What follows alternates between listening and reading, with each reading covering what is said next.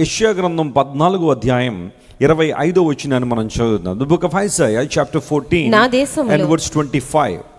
యెషయా 14:25 చదువుతున్నారు, చదవండి. నా దేశములో అష్షూరును సంహరించెదను. అష్షూరును ఏం చేస్తాను? నేను సంహరిస్తాను. నా పర్వతముల మీద వారిని నలుగుద్రొక్కెదను. వాని కాడి నా జనుల మీద నుండి తొలగిపోవును. స్తోత్రం చెప్పండి, హల్లెలూయా. ఏం తొలగిపోతే దేవుని దగ్గరికి వస్తే అంటే లేఖనమే ఇస్తుంది సమాధానం. అష్షూరు కాడి నా ప్రజల మీద నుండి ఏమవుతుంది? తొలగిపోతుంది. అష్షూరు అనేది సాతానుకు సంబంధించిన రాజ్యము. బైబిల్ గ్రంథంలో అష్షూరు సామ్రాజ్యం ప్రియులర సాతానుకు సంబంధించిన రాజ్యముగా అనేక సార్లు అభివర్ణించబడింది. అయితే అపవాదట మనుషుల మీద కాడి మోపుతున్నాడట. ఇంగ్లీష్లో యోక్ అనే మాట మనం చూస్తాం. కాడి మోపుతున్నాడు. అష్షూరును నేను సంహరిస్తాను, వాడి కాడిని నా ప్రజల మీద తొలగిస్తాను. This is the promise of God. ఈరోజు ఇంకా నీ జీవితంలో అష్షూరు ఉండిపోయిందా? అస్సిరియన్ ఎంపైర్ బైబిల్ గ్రంథంలో మనం చూస్తే అనేక సందర్భాల్లో వీటి యొక్క వివరాలు మనం చూస్తాం. ఆదికాండం 10వ అధ్యాయం మీరు చదివితే అష్షూరుకు సంబంధించిన ఒక రాజు మనకు కనబడతాడు. అతని పేరు నిమ్రోదు. అందరూ అతని పేరు చెప్పండి, ఏంటి? నిమ్రోద్ అనబడే వ్యక్తి. దేవుని ఎదుట పరాక్రమం కలిగిన వాడని బైబిల్లో రాయబడింది. దేవునితో కలిసి పరాక్రమం కాదు, కానీ దేవుని ఎదుట నిలబడ్డాడు అతను. అంటే దేవునికి అగెయిన్స్ట్గా నిలబడ్డాడు. నిమ్రోదు లోకపరంగా పరాక్రమశాలిగా ఉన్నాడు. అతని ప్రోద్బలాన్ని బట్టే జనులు బాబెలు గోపురం కట్టారు అని చరిత్రకారులు కూడా తెలియజేస్తూ ఉన్నారు.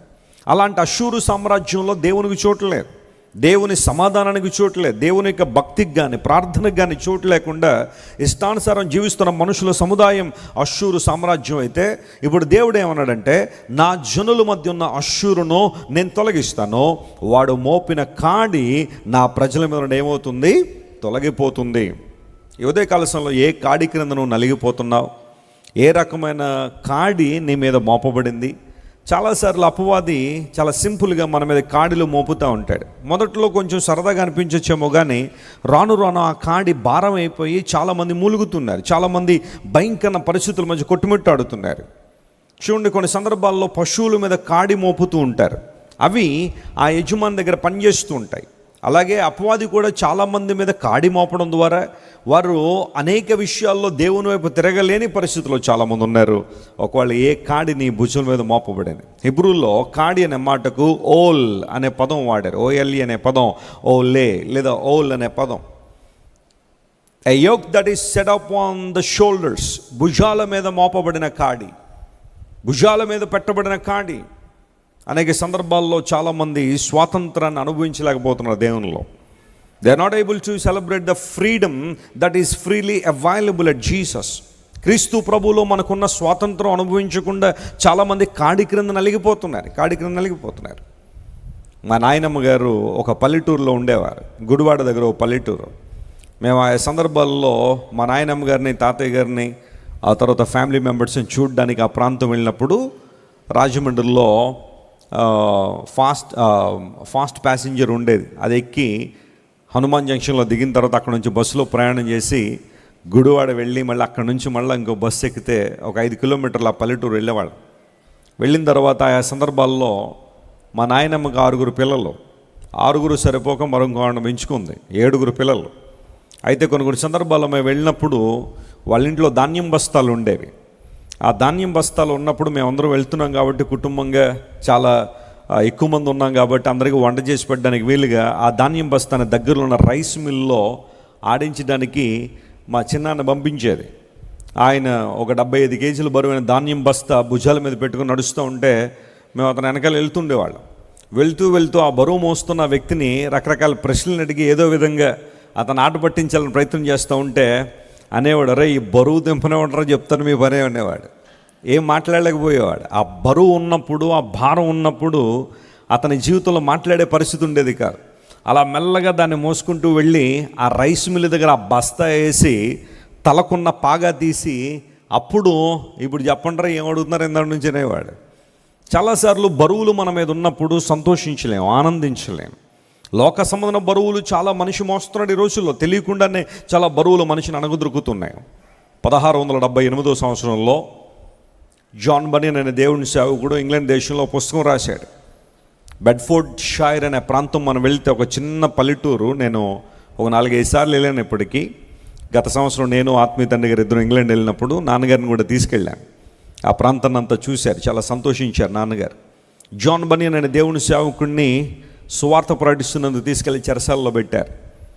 అనేక సార్లు అతనికి ఆఫర్ ఇచ్చారు, నువ్వు బైబిల్ ప్రకటించను అని చెప్పు, సువార్త చెప్పను అని చెప్పు, నేను వదిలిపెట్టేస్తామంటే, మీరు నన్ను వదిలిపెట్టిన మరుక్షణాన మరలా ఎక్కువ టైం కూడా అక్కర్లా, the very next moment you will find me preaching somewhere, ఎక్కడో చోట నేను దేవుని వాక్యం చెబుతూనే ఉంటాను, అది మీరు చూస్తారని చెప్పి చెరసాలలోనైనా ఉండడానికి ఇష్టపడ్డాడు. కానీ వాక్యం చెప్పను అని మాత్రం ఎప్పుడు చెప్పలేదు.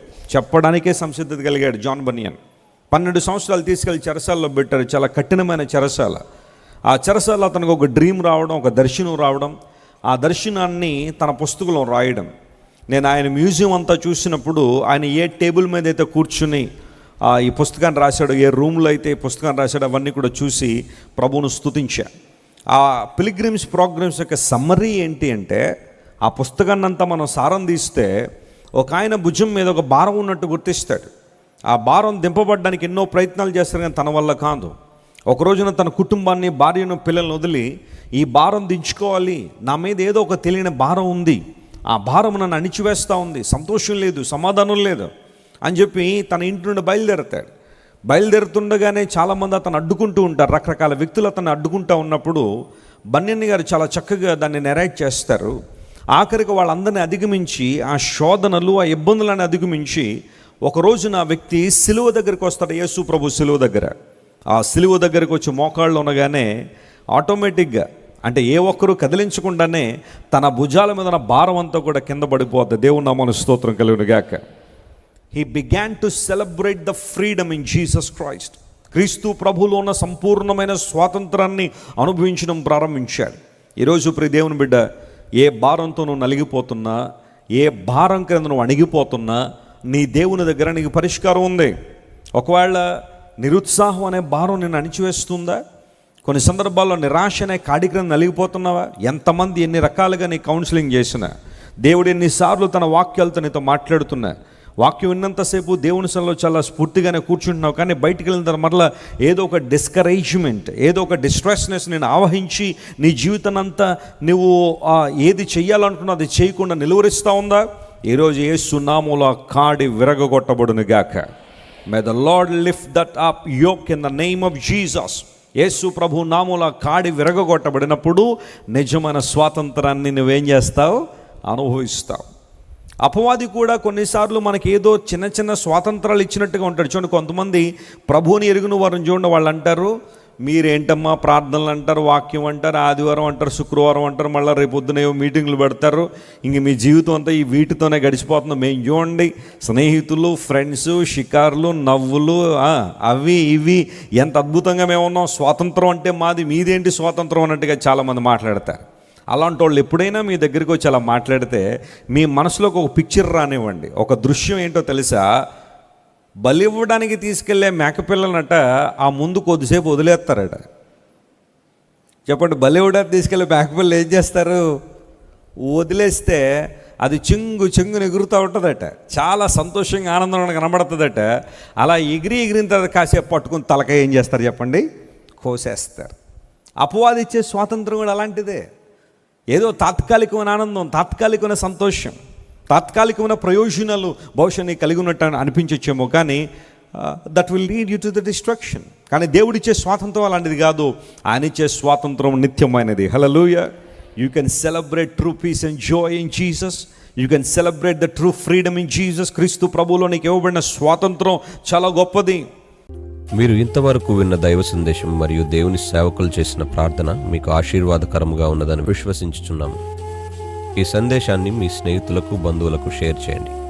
మీకు ఏదైనా ప్రార్థన అవసరత ఉన్నచో మా ఫోన్ నంబర్లకు కాల్ చేయండి. దేవుడు మిమ్మల్ని ప్రేరేపిస్తే విశ్వాసంతో సాగుచున్న ఈ పరిచర్యను ప్రోత్సహించండి. మరిన్ని వర్తమానాలు, పాటలు వినుటకు జాన్ వెస్లీ మినిస్ట్రీస్ అను మా యూట్యూబ్ ఛానల్ను సబ్స్క్రైబ్ చేసుకొనండి. ప్రభువైన యేసుక్రీస్తు కృప మీకు తోడైండును గాక.